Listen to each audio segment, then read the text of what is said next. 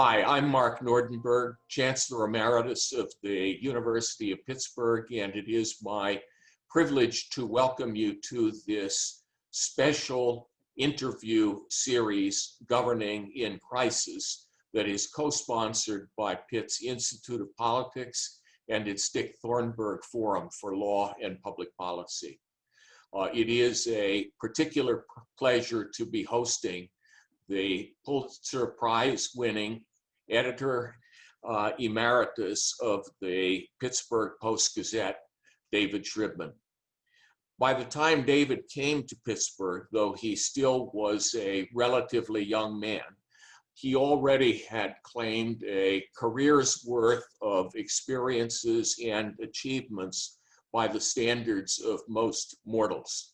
He launched his career in journalism at the Buffalo Evening News and then held increasingly important positions with the Wall Street Journal, New York Times, Washington Star, and Boston Globe.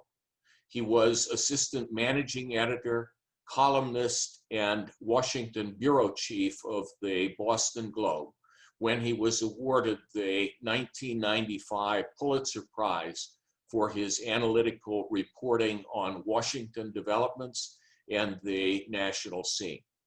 David came to Pittsburgh in 2003 and served as executive editor of the Post-Gazette for 16 years, in addition to the journalistic challenges that came his way.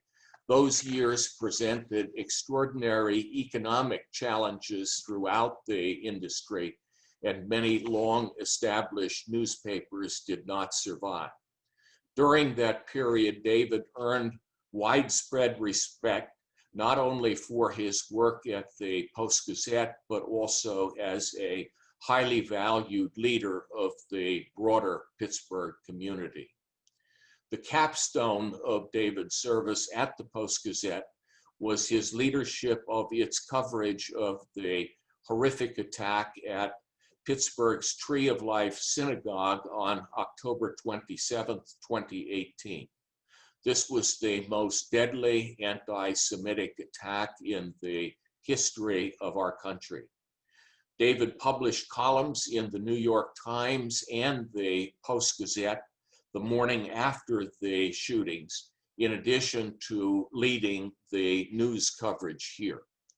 For its work, the Post-Gazette was awarded the 2019 Pulitzer Prize for breaking news reporting. The selection committee cited its immersive, compassionate coverage that captured the anguish and resilience of a community thrust into grief. David continues to be a very busy syndicated columnist, serves as a scholar in residence at Carnegie Mellon University, and spent the last academic year as the J.W. McConnell Professor of Practice at the Max Bell School of Public Policy at McGill University in Montreal. Given the season that we are in, I probably should add that covering both presidents and presidential campaigns has been an important part of David's professional life. Just last week, in fact, I retrieved from my bookshelves a volume entitled The Making of the Presidential Candidates 2004. The chapter that David contributed to this book, which offered journalists' perspectives on journalists' perspectives, was entitled "Only a Lunatic Would Do This Kind of Work." His transmittal letter to me read, "Here's the book. I'm the lone non-scholar in the volume. That, I am afraid, will be obvious. But I think the chapter might be a starting point for our conversation. I love assigning reading to a university president." So here we are, David, more than 16 years later, continuing our conversation. And though you are younger than I am, a few years seem to matter less as the years go by. And I consider us to be at least rough contemporaries. I also feel certain that though you were in Massachusetts and I was in Minnesota, we had some of the same boyhood experiences. I suspect, for example, that from the time we were able to talk, our parents told us to tell the truth and not to lie. That our religious instruction included the commandment not to bear witness. That we learned at an early age that honesty is the best policy, and were inspired by the report that George Washington could not tell a lie, and that President Lincoln was known as Honest Abe. And the very first pledge we made, if we recited the Boy Scouts oath, was the promise to be trustworthy. With that as background, it is hard for me to figure out why we're here today talking about whether or not the truth still matters. So why don't we just jump right into that? Why are we here? Do you believe that there is such a thing as truth, and does it still matter? Well, of all the questions that the ascendancy of Donald Trump has raised, none is more perplexing as this question. It's a question for the moment, probably maybe the central question of our time, but it's also a question for the ages, Mark. I mean, it's an ancient question debated by scholars and theologians for centuries, potent and resilient enough for a topic to have tortured Plato, Aristotle, Aquinas, Bertrand Russell, Carl Bernstein, Bob Woodward, and Mark Thornberg, and the international inspectors who searched for weapons of mass destruction in Iraq. Shakespeare in Othello assigned to Emilia the task of asserting, "I must needs report the truth." Gilbert and Sullivan, a favorite of both of ours. In HMS Pinafore, has Buttercup sing, "Things are seldom what they seem, skim milk masquerades as cream." So we've been talking about this since long before the two of us were born. And I want to add before we go to your question that when you measure age by gray hair, I think we're in a tie. Well, that's a very gracious observation on your part, young man. I've been trying to tell the truth here. Well, let's focus for a moment on your profession, journalism. For the last 5 years, the president and his followers have regularly filled the air with chants of fake news, as well as the charge that journalists are enemies of the state. How common is it for the leader of a free country to make such charges a centerpiece of everything that he does? Well, when we were growing up, Mark, when we were taking civics classes in 8th grade history, you probably, as I did, encountered the phrase from Jefferson that if he had a choice between a newspaper and something else, he would choose the newspaper. What we didn't reflect on as 8th graders was that Jefferson also said that the only truth he saw in the newspapers was in the advertising. So I think presidents from all time, including President Lincoln, including President Obama, surely including Presidents Clinton and Nixon, have had real problems with the press. And I think we're all proud of that in our fraternity, that we have been equal opportunity pugilists, that I don't think, though President Trump says that he's been treated more savagely than any president in history by the press, I think President Lincoln, whom he sometimes cites, would give him a good run for his money. Surely President Nixon would, and I think President Clinton would, and he once said that to my face. So I do feel that this is something that is part of our role. We're supposed to be adversarial, and we have been, more generally speaking, in this period, but we were also during Watergate, during the Clinton escapades, during the Civil War as well. President Polk encountered this. So many presidents have experienced this kind of barrage, and I think it's not unusual, and I don't think it's discomforting. Well, when you say that this long list of other presidents has felt the same kind of pressure from the media, have they reacted in different ways? Well, President Nixon had his enemies list. I know I knew two or three members of that enemies list, and I knew about 20 of them who were very, very upset that they weren't on the enemies list. They felt left out. How could I have been excluded? President Clinton surely had favorites and surely had enemies. I think this is something that's been going on for a long time. This president, however, invokes a Stalinistic, oddly enough, phrase "enemy of the people." Most of the other presidents have had moments, usually at big press dinners, in which they've launched into kind of pro forma conversations in which they've said, well, the press is an indispensable part of our democracy. This president doesn't feel that way. He wished we would go away, but we're not going away, and he hopes not to go away. So I think we're kind of at a stasis here. Yeah, I remember our very first conversation. I had never met you before. It was a small gathering of Pittsburgh area leaders who were to be introduced to you. And you and I were off having a sidebar conversation, and knowing that the university would be the subject of more than occasional articles in your newspaper. You looked me in the eye and you said, if you ever see anything that is factually inaccurate, I want you to call me. Now, was that a special favor to me, or is that the standard that you try to No, that was a standard. And, I used to say, when I was executive editor, I used to say, when the phone rings in my office, it's not somebody calling to say, I love you.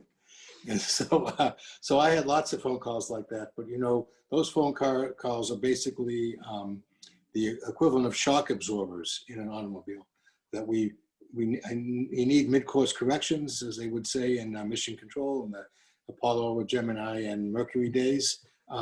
And I always wanted to hear from people who were aggrieved. And in fact, I only heard from people who were aggrieved. I wish the balance were a little more even, but nonetheless, that's just the way it is. And I was never troubled. If we had a mistake, we corrected it. And the current editor of the Post-Gazette feels this way. I think we all feel that way. We have corrections areas, but there's an awful lot of interpretation that goes into presenting the news. It's a series of judgments. My kids used to say to me, Dad, what do you do at work? And I'd say, I don't do anything. I make about 70 judgments a day. But as in terms of actually producing something, or we're not making a bunch of shock absorbers, as we said earlier. I would come in every day with an empty slate, and I would go home exhausted at 7 o'clock, having made about 70 decisions. 68 of them were not noticed by anybody. The other two usually will cause celebs. With turning things around, is it fair for the media and the citizenry to expect truthfulness from their elected leaders? Or should we simply accept what is the oft-told rationalization that every politician and every elected leader lies, so you just should get used to it? Well, I think there's a difference between lies and having your own truths. And that may seem contradictory, but I would consider a lie a statement that was made with the knowledge that it is untrue. But you can have competing truths. I think we've talked about this one before, Mark. In the 1948, President Harry Truman ran for president against the Republican nominee Tom Dewey, Governor Dewey, saying that there had been a do-nothing 80th Congress. And he ran around the country saying there was a do-nothing 80th Congress, and of course he was elected.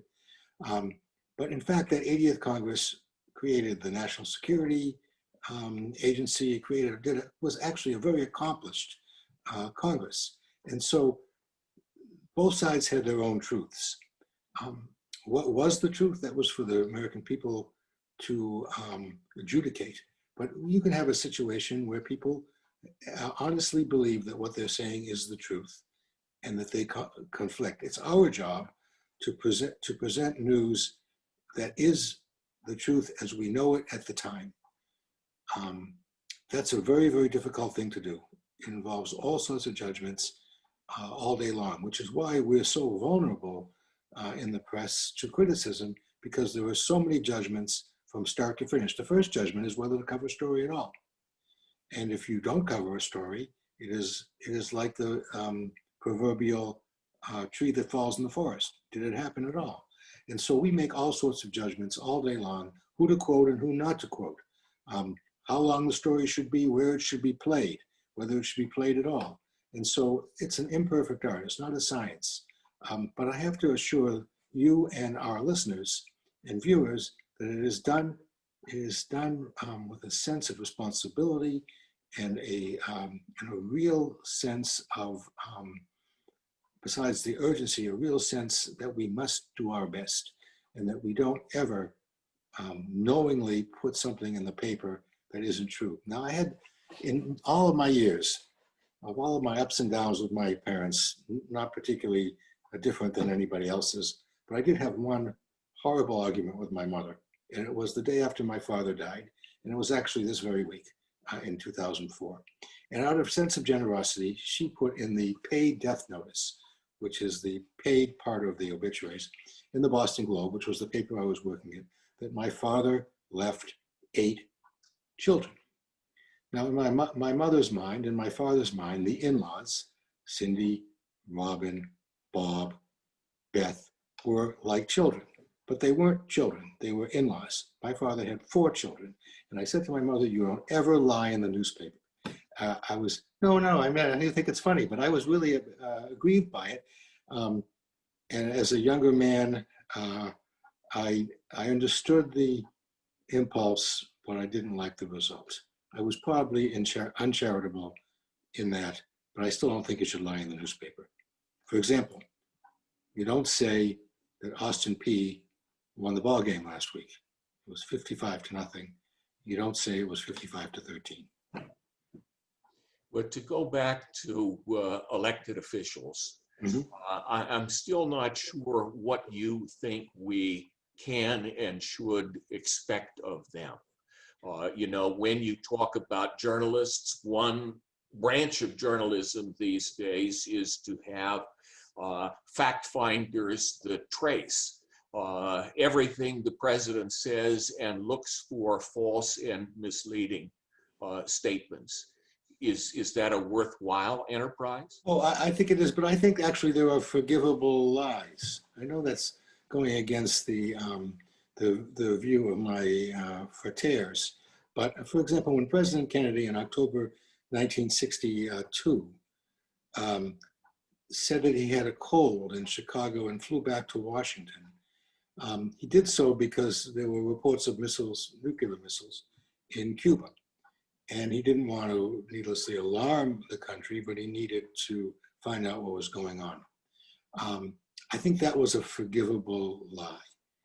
I think it was a forgivable deception for Winston Churchill to have ordered the construction of phony cardboard tanks and military implements in a part of Britain where the D-Day invasion wasn't going to be launched.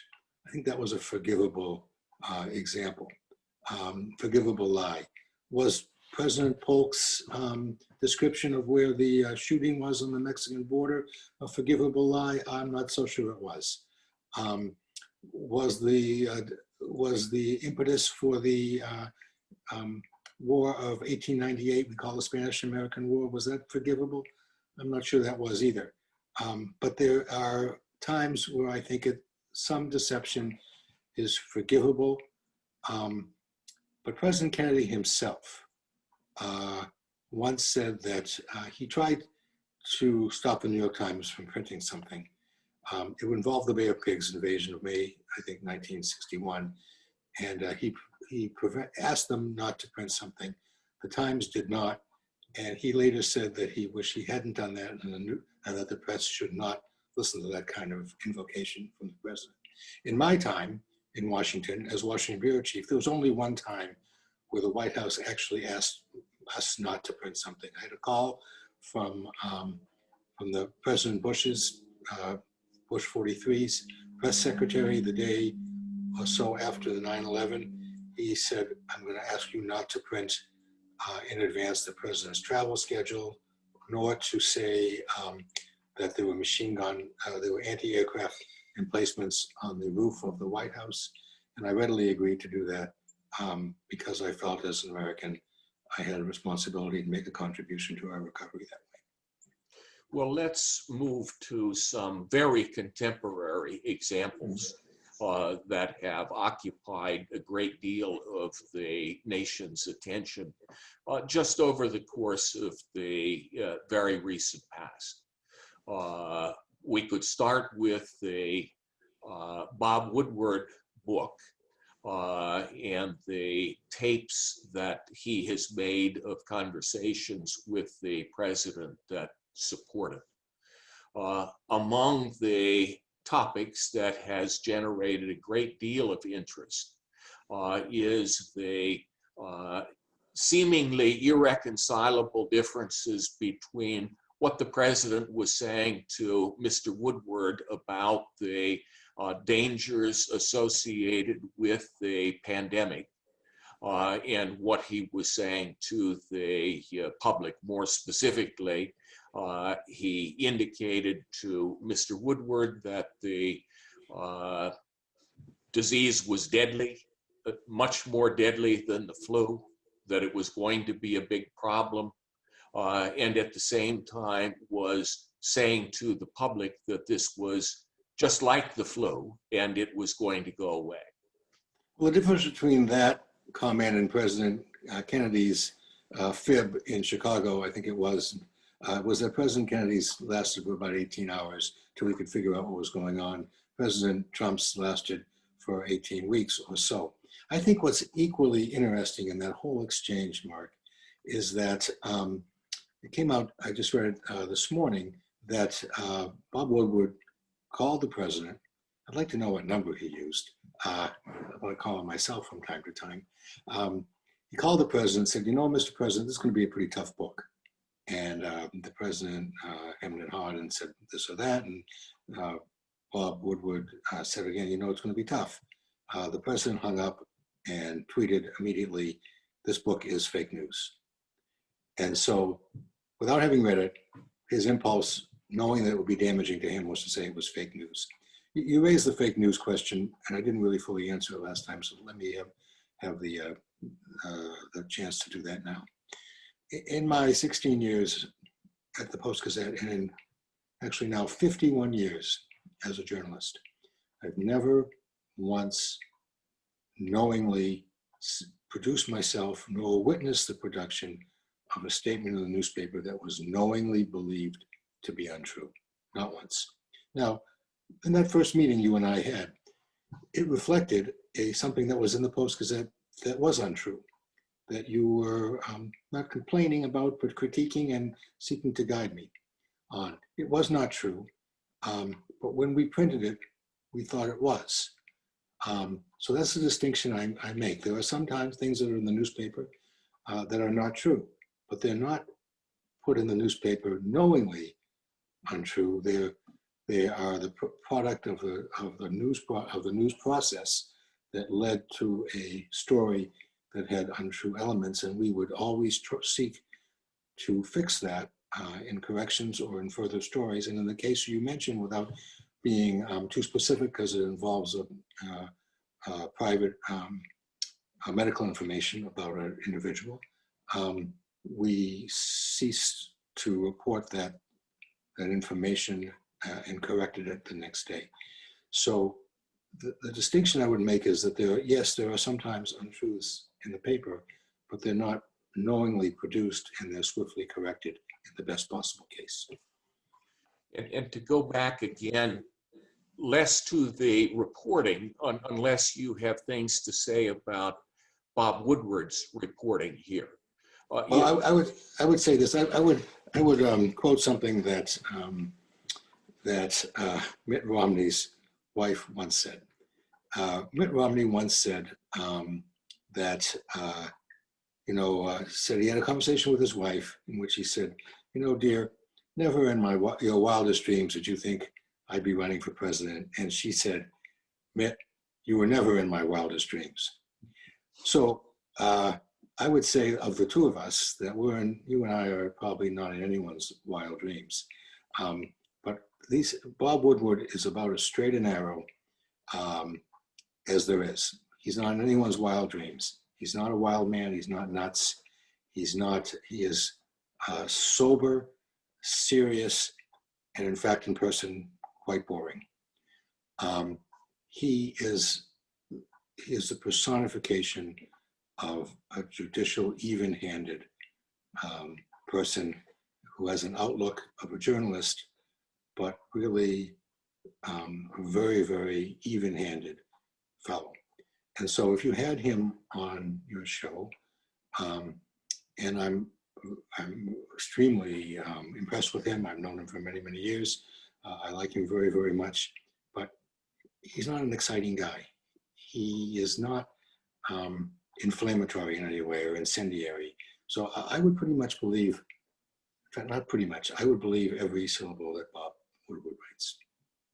And what does that mean to you when you go back and you started to contrast the statements that he is reporting about now with the situation with President Kennedy back in the 1960s?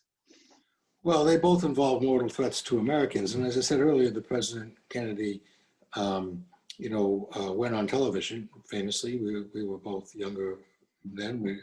They were unforgettable moments in our lives. And he told the truth to the American people. And then Adlai Stevenson told the truth on the floor of the Security Council, the General Assembly of the United Nations, and it was clear to anyone that President Kennedy was telling the truth. President Kennedy had not told the truth during the Bay of Pigs. President Eisenhower did not tell the truth when Francis Gary Powers was shot down in May 1960 over the Soviet Union when he was working for the CIA. It was not a weather episode. President Polk did not tell the truth about the shootings around the Rio Grande. So there are lots of examples here, but I think the difference between President Kennedy holding out for, I'm guessing, 18 hours or something as he evaluated the situation, and President Trump not telling the truth for several weeks as people were put in mortal danger, I think is pretty substantial. And you talked about the pattern continuing over an extended period of time. One part of the package is the oft-repeated statement that the U.S. has done a great job in responding to the threats of the pandemic. When I think that if you look at the facts, we've got 6.5 million cases. We're closing in on 200,000 deaths. If you compare that to other countries in the world, it's a mediocre level of performance. Yeah. Not well, but there are lots of. I'm sure. That there are different levels of deception or in all kinds of enterprises. I'm sure Coach Narduzzi told the Panthers on Saturday morning that Austin Peay had great potential and that they were going to be a very difficult rival. I think that's forgivable. I think when the pitching coach of the Pirates says that they've been doing a great job, well, is that a lie or is that?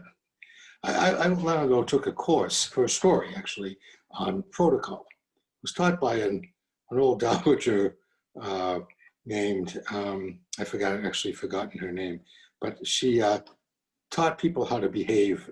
She was teaching people how to behave at embassy parties, husbands and wives of naval couples who were going to be going overseas as officers, how to behave. And he said, if you're invited, if you're a young naval officer and you're invited to the admiral's home and the admiral's wife makes a particularly horrible pot roast, you should tell her how great it was, because that is tact and good manners and not a lie.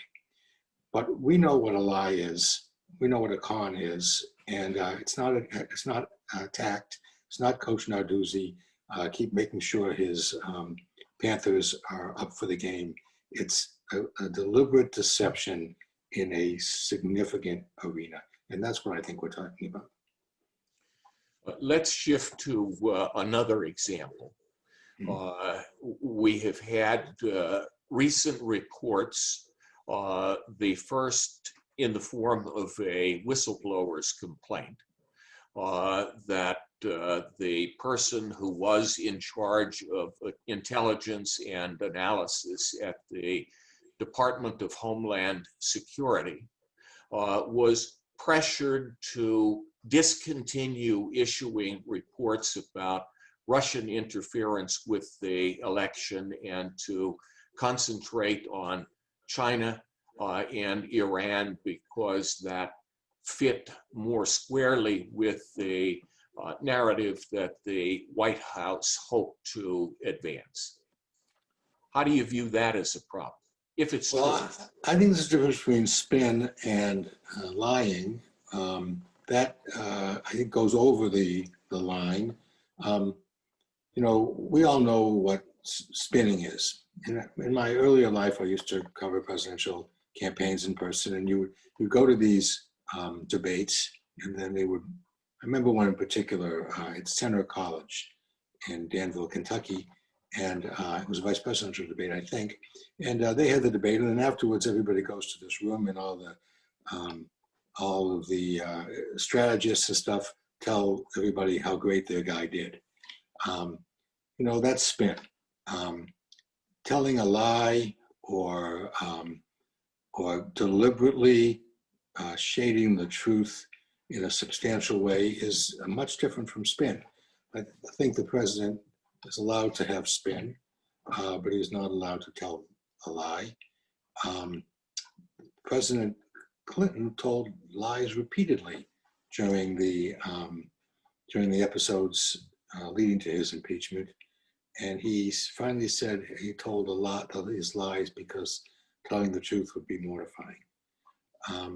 This is not a case of telling the truth would be mortifying. This is a case of deliberate deception of the American people. Barney Frank used to say that no one tells the truth about sex. I think that's probably true. Barney ought to know. He didn't for a long time himself. And so I think there's a huge difference in those episodes. And there is something of a companion episode that seems to be unfolding too, with claims that the politically appointed communications officers in the Department of Health and Human Services are seeking to review and perhaps revise the reports that are coming from the CDC. Does that in and of itself undermine public confidence in the agencies of government upon which they need to depend?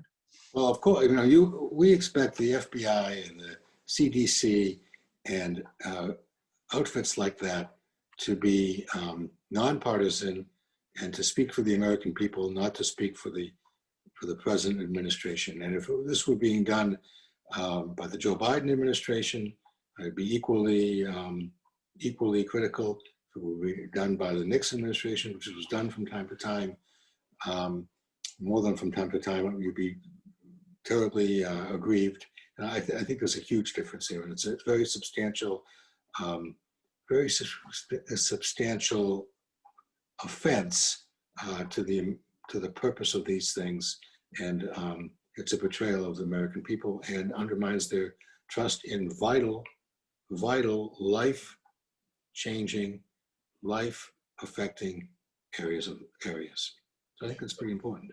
And we could already be seeing one of those impacts as Americans who are polled on the question seem less likely to accept a vaccine that has been judged safe and effective by these agencies, because they really don't know what to believe. They really don't know. And you remember the line, "Who do you believe, me or your lying eyes?"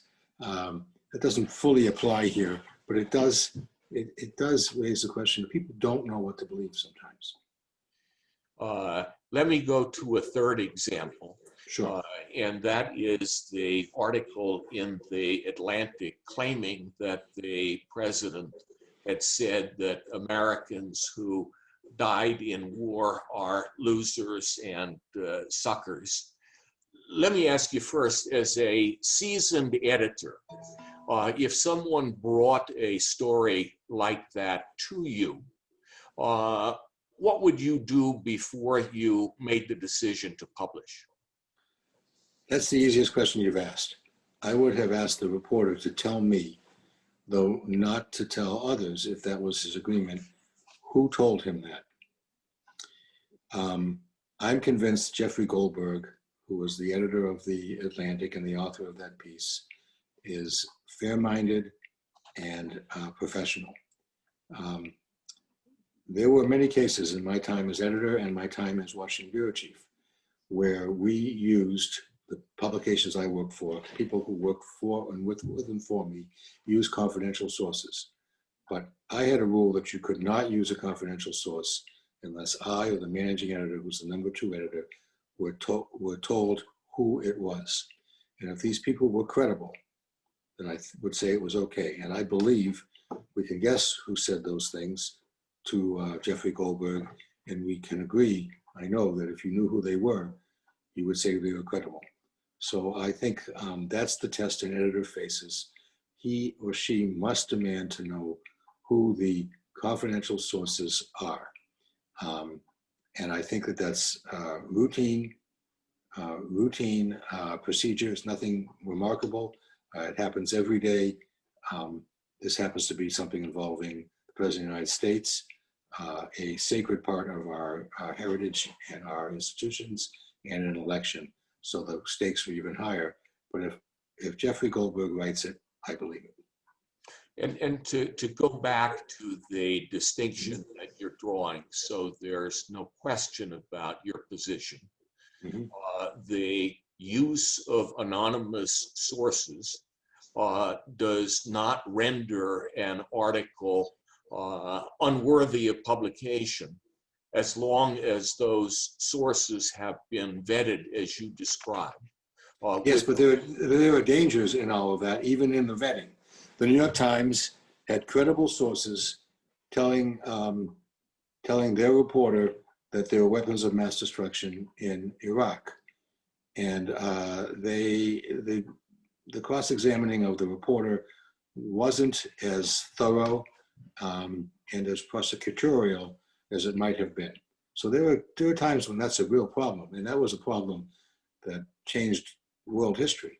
But generally speaking, I knew the identity of all these sources in my time over the course of 26 years as a news executive. And I demanded that, and no one thought that was a remarkable demand. It was routine procedure. Now, we do see regularly on the other side, the president or his spokespeople from the podium saying, a lot of people are saying this, or a lot of people are saying that, as a prelude to some kind of statement without, of course, disclosing who those people are. Well, those are suspect when those things happen. I don't know, with some exceptions, some Republican and some Democratic. I would say Pete Teeley, who was a Republican press secretary to Bush 41. Certainly Mike McCurry, who was a press secretary to President Clinton. I think that they never told an untruth. I think that some other press secretaries were less vigilant in what they said and less disciplined in how they characterized things. But Mike McCurry, for example, always told the truth, even when it was to the detriment of the president. And he would, even in private conversations. I remember private conversations with him during the Monica Lewinsky episode, where he was forthright in every way. So I think it depends on the character of the press secretary. And as I say, there have been remarkably credible press secretaries who were Republicans and remarkably credible press secretaries who were Democrats. But you didn't always believe everything that Larry Speakes would have said. You didn't always believe everything that was said by the Nixon press office. And I'm not sure that Pierre Salinger, who was the press secretary to President Kennedy, was always as vigilant as he might have been, though I'm not sure. Looking at the statements that are reported in the Atlantic, there is, of course, this issue of credibility. Are they believable? And we have talked about that.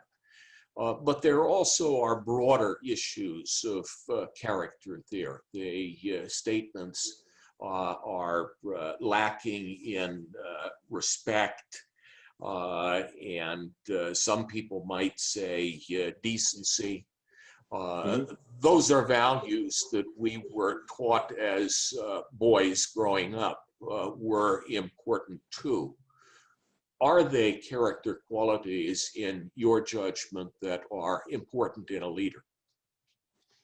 Well, it's not our role, Mark, not yours nor I, to decide, to determine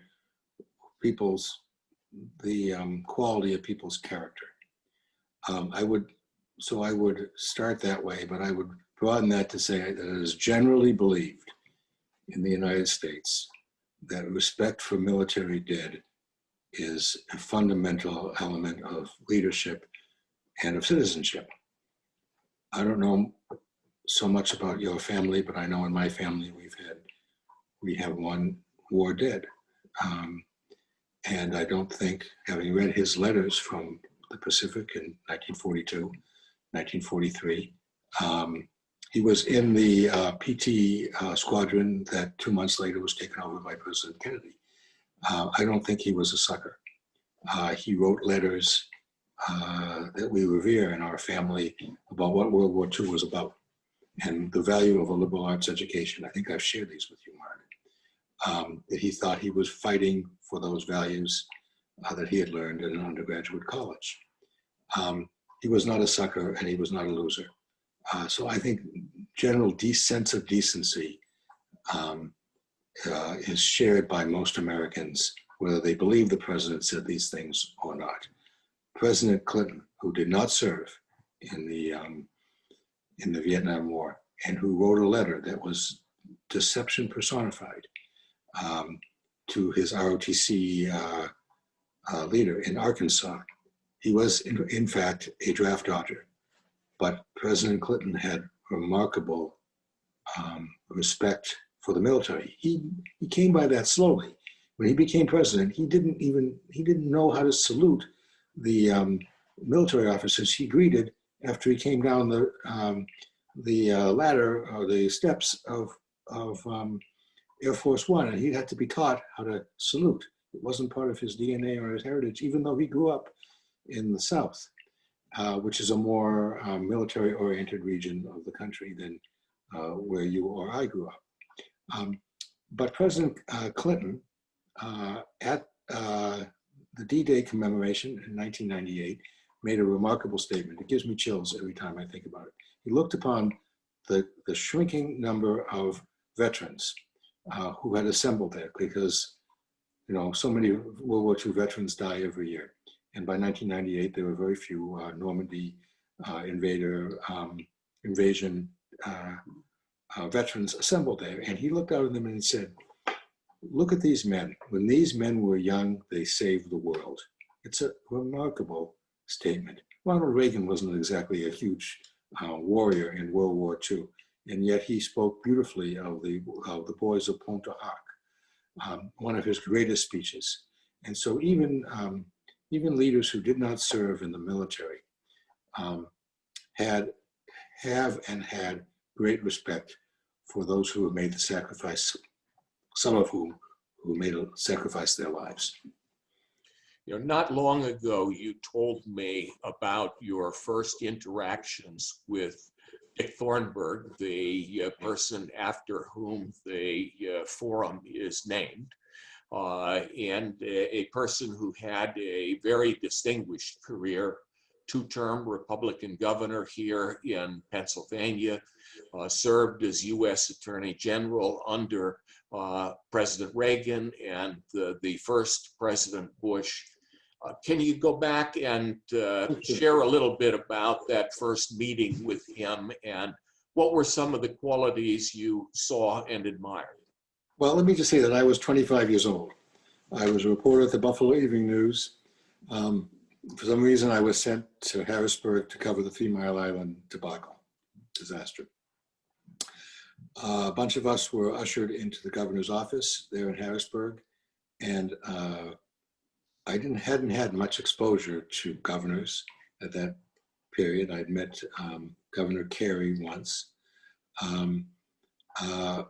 but I was immensely impressed by Governor Thornberg, by his honesty, by his clarity, and his character shown through all of that. It was, I've never forgotten it. I've told him and I've told Jenny, his wife, that I was marked deeply by that. And I have admired Dick Thornberg in office and out of office. And I think it's okay to say now that he's out of office and then I'm kind of out of office that we became friends, or friendly at the very least.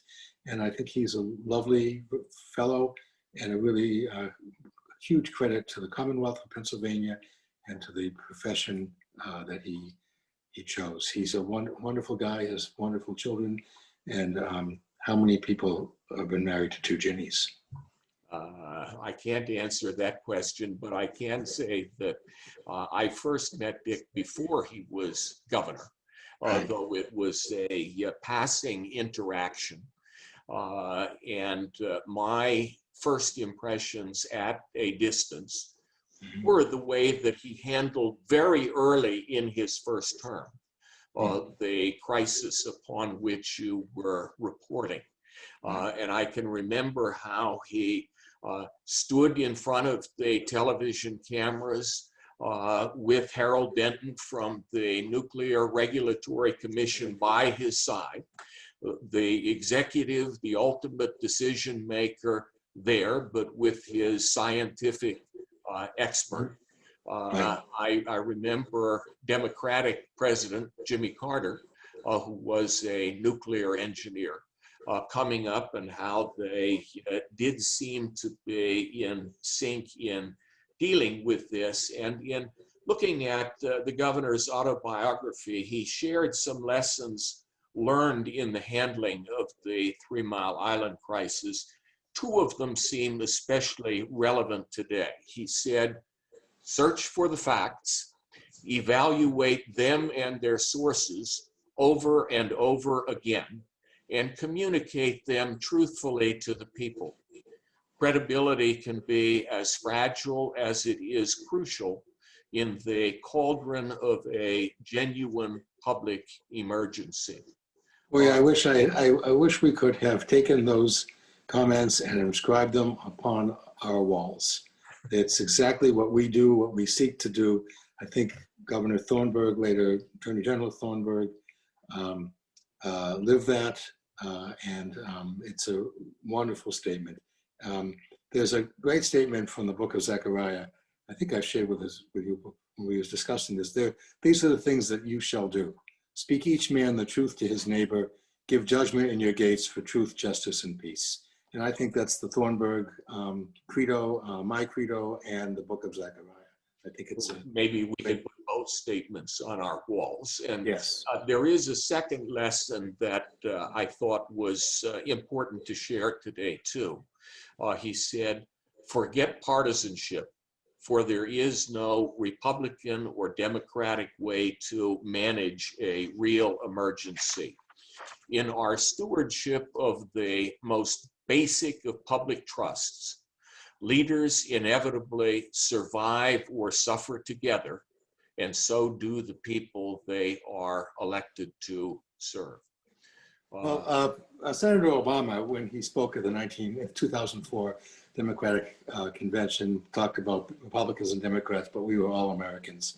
I think it was Harry Truman, but it may have been somebody else who said there's no Republican or Democratic way of picking up the garbage.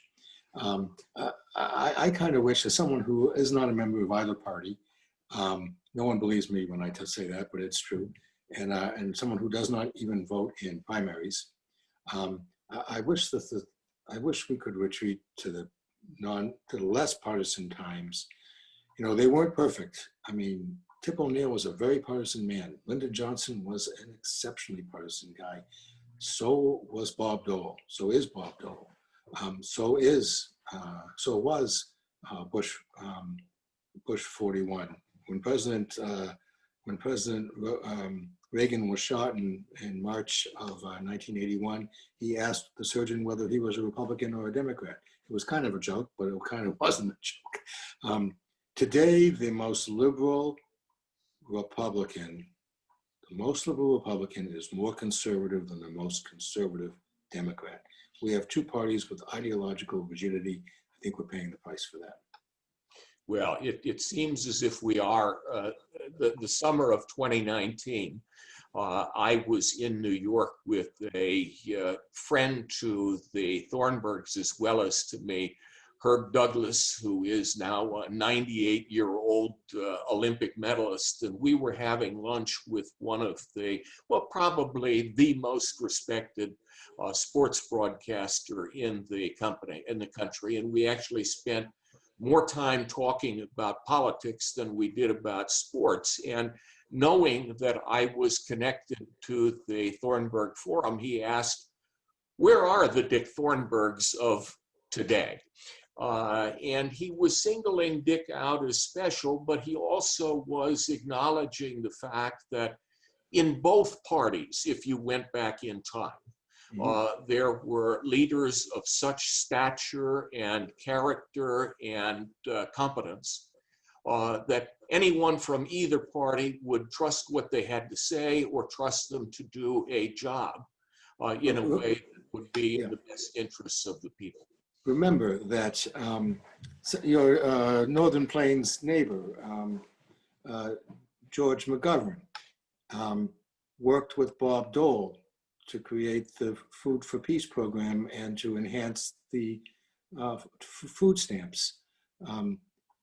Our own from Pittsburgh, graduate of the University of Pittsburgh, Orrin Hatch, graduate of the University of Pittsburgh Law School, where you were the dean. He and Ted Kennedy worked together. There were lots of examples of men and women who worked together. Our own Governor Ridge, when he was in the House, worked for the American for Disabilities Act, and one of his co-conspirators was a very, very liberal senator from Iowa, Tom Harkin. So we have many splendid examples of men and women of both parties who worked together. Let's not forget that there were more Republicans by percentage who voted for the 1964 Civil Rights Bill and the 1965 Voting Rights Bill. By percentage, more Republicans voted for those measures than did Democrats.